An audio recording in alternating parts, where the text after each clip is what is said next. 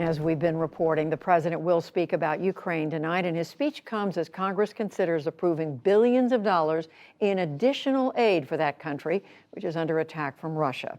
Senator John Thune is the second highest ranking Republican in the Senate, and I spoke with him moments ago. Senator Thune, thank you so much for joining us. As you know, Ukraine has moved to the top of the agenda in time for this State of the Union. What is your assessment of how President Biden has handled Ukraine and Russia so far?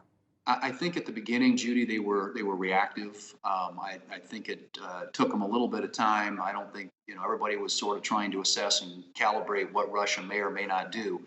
But I think now they're doing the right things. I think the economic sanctions and getting the alliance together behind those. I mean, the way to make the sanctions effective is to make sure that we are unified in implementing them. And I think the administration has done a nice job of getting the Germans and the French and all of our NATO allies involved and together on that. And I think they are doing the right things in terms of providing lethal aid. We were briefed last night by all the relevant players, and coming out of that, I felt like the administration clearly understands what's at stake here and is doing everything they can to make sure that the Ukrainians can defend themselves against this sort of murderous thug that is coming in and invading their sovereign country. At the same time, the Russians don't seem to be deterred. They have been slowed, but I don't think very many people think they are not going to keep pushing forward. What more do you believe the West, that the United States can do to help the Ukrainians? I think that we are doing most of what we can. There are a few things we could do additional. I think that the energy sanctions, Putin, obviously their entire economy revolves around energy. Some people have described it as a gas station masquerading as a country. So if we were collectively to do that, I think that could be a very punishing blow again to their economy. But you've already seen the ruble crash as a result of some of these sanctions. I think the people of Russia are going to become very frustrated with what's happening there. That, you're right, that won't deter him. I think for him, this is all now about saving face, and he's a desperate man. He could do desperate things, and I think we have to be prepared for the worst. But we are doing everything we can in terms of arming the Ukrainians, giving them intelligence capabilities, training, lethal aid, all those things that they need. And I'm hoping that it will be costly enough for Putin as he tries to move into the interior of the country that he will make a calculation that this is a really bad idea. And I think the other thing that's starting to take effect is, surprisingly, I mean, you get things that haven't happened in decades. Switzerland is coming off the sidelines. The Russian people are rising up against their leader, and I think that sort of thing is going to be very, very determinative in ultimately whether or not Putin can continue this.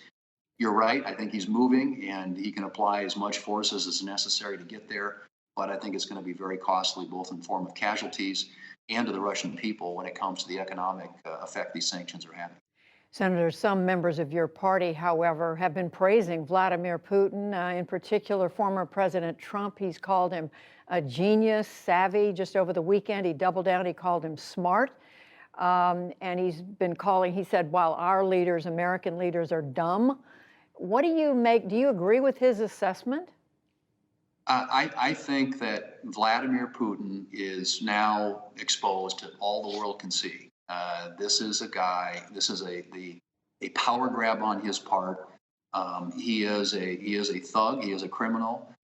He has to be stopped. And I think that's going to be the view of not only a huge majority of Americans, but a huge majority of the world, which is why everybody is now stepping up and providing assistance. It's really remarkable to see, and encouraging, frankly, to see the number of countries around the world that are stepping into this equation and doing everything they can to help and assist. But no, Vladimir Putin clearly is a menace to the world, and it's important that the world stop him. And this is the place to do it. And I'm glad that everybody is stepping up to the task. So you're saying former President Trump is wrong in that assessment? Well, I don't. Former presidents can have their own opinions, but I can tell you what everybody else can see clearly, and that is that this is a man who is deluded and, frankly, I think a very desperate person but someone who has no qualms about murdering innocent people and children. And he has to be stopped. And there will be no question about that. There is no question about that. And anybody who suggests otherwise, I think is not watching what's unfolding in front of them. Last question, Senator, back to the State of the Union. What should President Biden say tonight is the State of the Union right now? Well, I think when you get back home, I mean, he's going to talk a lot about Ukraine, and obviously there's going to be a high level of interest in the chamber about that subject and what steps we can work together with them on as members of Congress. But I think on the domestic agenda, Judy, he's got a lot of work to do. Inflation's at a 40-year high. His approval ratings are in the tank, and the border's a mess. There are a lot of crime issues in our cities, safety issues that people are concerned with. And an energy crisis. I mean, gasoline prices are already, going through the roof, and this situation abroad is not going to help with that. So he's got a case I think he needs to make about how he's going to conduct himself differently this next year than he has the past year. I think the last year has been very partisan. It's been sort of a left-wing agenda with a very narrow majority in the House and Senate. And I think in the second year of his term, he could pivot to and look at how he can work together to accomplish things in a constructive way to try and solve some of these problems for the American people. But clearly the formula that they've been using certainly hasn't worked, at least as it pertains to the runaway inflation that we're seeing and some of the other adverse economic impacts of his policies. Senator John Thune, the second-ranking Republican in the Senate. We're going to leave it there. Thank you very much. Thanks, Judy. Nice to be with you.